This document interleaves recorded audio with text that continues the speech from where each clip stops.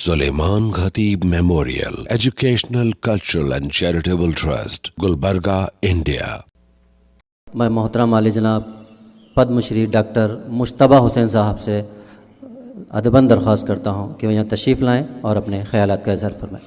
صدر محفل میرے پرانے کرم فرما اقبال احمد سرٹگی صاحب، گلبرگے کی ایم ایل اے ارونا پاٹل صاحبہ اور سلیمان خطیب صاحب کی صاحبزادی جو اس ٹرسٹ کی چیئرمین ہیں، شمیم ثریا صاحبہ، ان کے فرزندان یامین خطیب اور تمکین خطیب اور مصطفیٰ کمال صاحب اور معزز خواتین و حضرات، میں اصل میں کچھ جذبات سے مغلوب بھی ہو گیا ہوں۔ پہلی بات تو یہ کہ جس انداز سے جتنی خوبصورت محفل یہاں گلبرگے میں منعقد کی گئی، اس کے لیے میں شمیم ثریا صاحبہ کو، ان کے رفقا کو مبارکباد دینا چاہتا ہوں کہ سلیمان خطیب کی یاد میں اتنی خوبصورت اور مزیدار اور طرحدار محفل انہوں نے آراستہ کی۔ جیسا کہ آپ لوگوں نے سنا کہ 22واں انعام دینے کا سلسلہ ہے میموریل ٹرسٹ کی جانب سے، گولڈ میڈل دینے کا۔ 22 میں سے کم از کم مجھے یاد پڑتا ہے 3 تقاریب میں میں خود تھا، میں نے خود جو ہے وہ ایوارڈ تقسیم کیے، اور بڑی دیانتداری اور ایمانداری کے ساتھ یہ ایوارڈ دیے جاتے ہیں فرسٹ آنے والے کو۔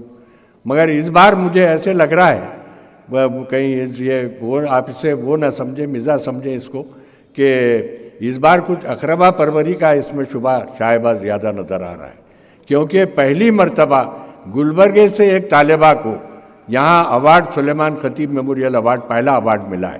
یہ بہت بڑی بات ہے گلبرگے کے لیے، ایک اعزاز ہے۔ چاہیں تو میں آپ کہہ سکتے ہیں کہ شمیم ثریا صاحبہ نے اقربا پروری کی، اور دوسری اقربا پروری کی مثال ایک میں خود موجود ہوں کہ مجھے جو ایک فرزند گلبرگہ جس نے یہیں گلبرگے میں آنکھیں کھولی، چنچولی میں پیدا ہوا، سلیمان خطیب ٹوٹگپے میں پیدا ہوئے، دونوں بھی وہیں مطلب پاس کے، ہم دونوں کے یعنی مطلب میری نوجوانی، میرا بچپن سب گلبرگے میں گزرا۔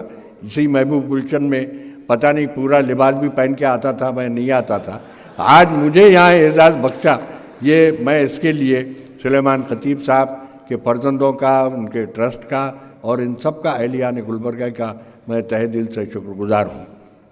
جیسا کہ آپ جانتے ہیں، میں بہت ہی اب ایک تو ذرا میری طبیعت میری خراب تھی، میرا تو بلکہ اس فنکشن میں آنا ناممکن سا تھا، مگر میرے دوست محمد تقی نے ہمت دلائی، وہ ساتھ آ گئے، وہ کہنے لگے نہیں میں چلتا ہوں، آپ کا گلبرگہ جانا بہت ضروری ہے۔ اور میرا بھی ظاہر ہے کہ میرا بھی فرض بنتا تھا سلیمان خطیب صاحب سے رشتے اور شمیم ثریا کے حکم کی تعمیل کرنا میں ضروری سمجھتا ہوں۔ وہ ایسی یعنی مطلب جس قرضہ وصول کرتا ہے نا، ویسے پٹھان ویسے جلسوں میں شرکت کے لیے تقاضا کرتے۔ مجھے یاد ہے کہ ایک بار ایک تقریب میں ان کے اسی گولڈ میڈل ٹرسٹ یعنی ٹرسٹ کی میٹنگ میں دبئی سے اتر کے میں سیدھے ٹرین میں سوار ہو کے گلبرگہ آیا تھا۔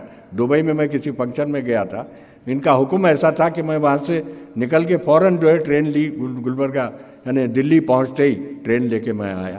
بہرحال میں یہاں آ کے اپنے آپ کو یعنی خوش قسمت بھی سمجھتا ہوں، اور میں یعنی اس قابل نہیں ہوں کہ ایسی ایک عزت افزائی میری ہو۔ سلیمان خطیب کے ساتھ جیسا کہ ابھی میرے دوست مصطفیٰ کمال نے بھی بیان کیا، سلیمان خطیب صاحب کے ساتھ بہت کم لوگ جانتے ہوں گے کہ ان سے میرا بہت پرانا ساتھ تھا۔ جب میں گلبرگہ، بات تقریر لمبی ہو جائے گی، سرٹگی صاحب کو ٹرین بھی پکڑنی ہے، میں زیادہ لمبی تقریر نہیں کروں گا، میں زبانی تقریر ویسے بھی نہیں کر پاتا، کچھ لکھ دیتا ہوں ضرور۔ سلیمان خطیب صاحب کو جب میں یہاں گلبرگے کی انٹرمیڈیٹ کالج میں بزم اردو کا جنرل سیکرٹری تھا، اور ہم نے ایک ڈرامہ خواجہ احمد عباس کا کیا تھا، یہ امرت ہے، اس میں میں نے ایک مزدور کا رول کیا تھا، اور اس کے ہدایت کار تھے سلیمان خطیب۔ سلیمان خطیب کو سب سے پہلے تو میں نے گلبرگہ، وہ مڈل اسکول آصف گنج میں پڑھتے تھے، تو فلٹر بیڈ لکھانے دے جاتے۔ گلبرگہ میں کوئی تفریحی جگہ تو ہے نہیں، ابھی بھی نہیں ہے، میں نہیں سمجھتا کہ کچھ ہے، بہت زیادہ ترقی، حالانکہ اقبال احمد سرٹگی صاحب جیسے لیڈرز یہاں رہے، محمد علی صاحب رہے، मगर इतनी तरक्की तो मुझे दिखाई नहीं देती। अभी भी तफरी की जगह जो है वही फिल्टर बेड्स है। हमें भी बचपन में फिल्टर बेड्स ले गए, तो पहली मर्तबा फिल्टर बेड और सुलेमान खतीब दोनों को साथ साथ देखा। दोनों का मकसद लोगों की प्यास बुझाना था।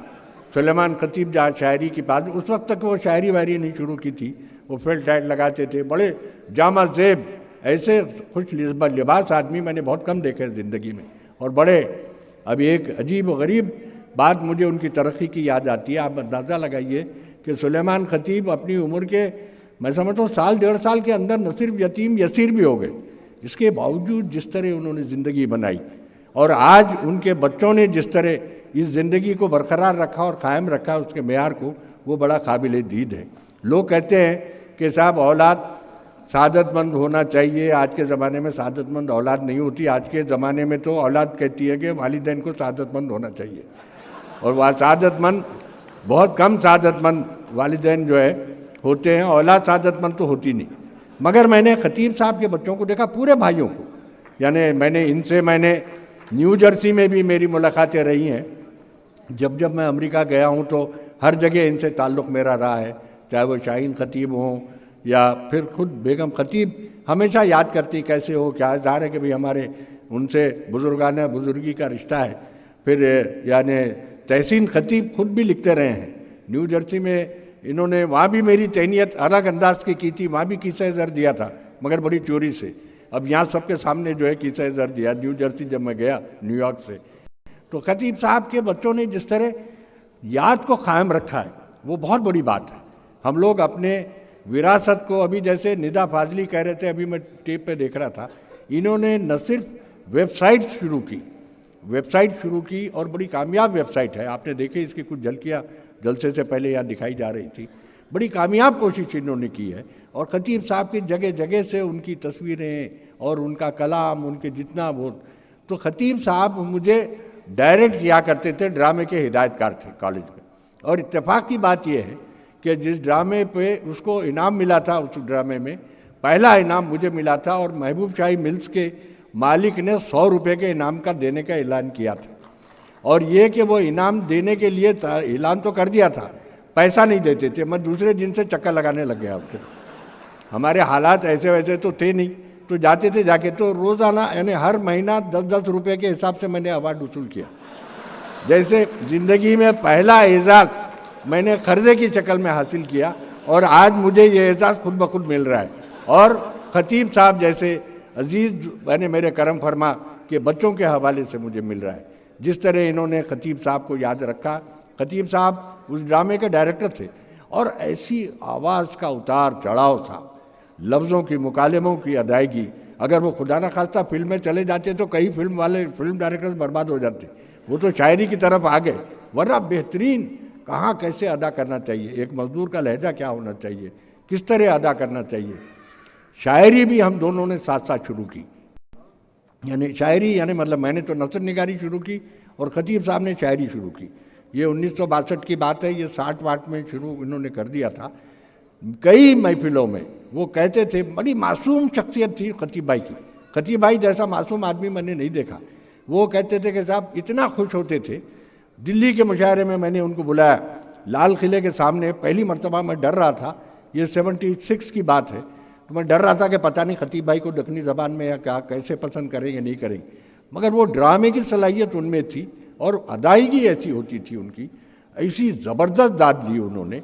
और फिर उसके फ़ौरन बाद नसर का इजलास था, नसर में मुझे भी पढ़ना था, तो एक दिन पहले नसर में ये हुआ तो बड़े खुश हो के आके कहने लगे, बाबू गुलबर्गे का झंडा हम लोग लाल किले पर लहरा दिए। यानी ऐसे खुश होते थे, कहते थे तू शायरी तंज़ो मिज़ा के नसर में बादशाह, मैं शायरी में बादशाह, बहुत ही ऐसे। मगर ये कि साहब बेहद मेहमान नवाज, बड़े शफीक, ऐसी हिम्मत अफजाई करने वाले, चाहे कहीं मिले, बेतकल्लुफ़ भी उतने ही थे। बुजुर्गी के बावजूद वो छोटों से बेतकल्लुफ़ होना भी जानते थे। बहरहाल मैं शुक्रगुजार हूँ, गुलबर्गा मेरी रग रग में बसा है जो भी। और खतीब साहब, ये कहना गलत है कि साहब खतीब साहब को लोगों ने याद नहीं रखा, बल्कि इतना याद रखा है कि मैं यानी हैरत होती है बाज़ लोगों को। अभी परसों की बात है, मुस्तफ़ा कमाल भी थे, 1978 में गिल्ली नलगुंडवी की रहलत हुई, उसी साल सुलेमान खतीब साहब का भी इंतकाल हुआ। गिल्ली नलगुंडवी का मजमूआ कलाम परसों हैदराबाद में छाया हुआ पहली दफ़ा। और ये कि जब तक कि अभी जैसा कि मुस्तफ़ा कमाल साहब ने बताया, सुलेमान खतीब साहब के केवड़े के बन के यानी अब तक 15-20 एडिशन आ चुके हैं और वेबसाइट भी उतना ही देखी जाती है। सुलेमान खतीब अपनी ज़िंदगी में इतने मशहूर थे और उनका यानी मतलब एक ऐसा मुशायरे में जब आते थे तो अपने खुद मखसूस चलने से ही एक माहौल मुशायरे का पैदा कर देते थे। मैं अहलियान गुलबर्गा का शुक्रगुजार हूँ, शमीम सुरैया का और हमारे खतीब साहब के फर्जंदों का। मैं लंबी तकरीर नहीं करूँगा क्योंकि किसी जन्मदिन में भी जाना है हमारे अब्दुल कादिर हमारे सरडगी साहब को, क्योंकि कल शायद बेंगलोर में रहना है। तो मैंने समझ गया था, बल्कि मुझे मुंतज़िमीन ने भी कहा था कि ज़रा जल्दी तकरीर ख़त्म कीजिए। मैंने कहा मैं तकरीर वैसे ही नहीं कर सकता, मगर ये आप लोगों की मोहब्बत ने मुझसे कुछ कहलवा दिया। मैं फिर एक बार शुक्रगुजार हूँ सुलेमान खतीब मेमोरियल ट्रस्ट का कि उन्होंने ये किया और ये सिलसिला याद का जारी रखना चाहिए। और याद मैं तो कभी कभी हसरत करता हूँ सब इन बच्चों को देख के, खतीब भाई के बच्चों को, कि काश मेरे भी अगर ऐसे बच्चे होते तो मैं कब का मर गया होता। अब तो मुश्किल ये है अब तो मुश्किल ये है कि अब तो ना बच्चे पैदा करने की उम्र रही, ना हम बच्चे पैदा कर सकते। ऐसी सआदतमंद औलाद खुदा हर एक को नसीब करे और ख़ास तौर पे उर्दू के शायरों और अदीबों को ऐसी औलाद नेमत गैर मुतरक़बा से कम नहीं है। और ये उर्दू की बका के लिए ऐसी औलाद का होना भी बहुत ज़रूरी है उर्दू अदीबों और शायरों की। काश के सबको हम सबको ऐसी औलाद नसीब हो। बहुत बहुत शुक्रिया। शुक्रिया मोहतरम।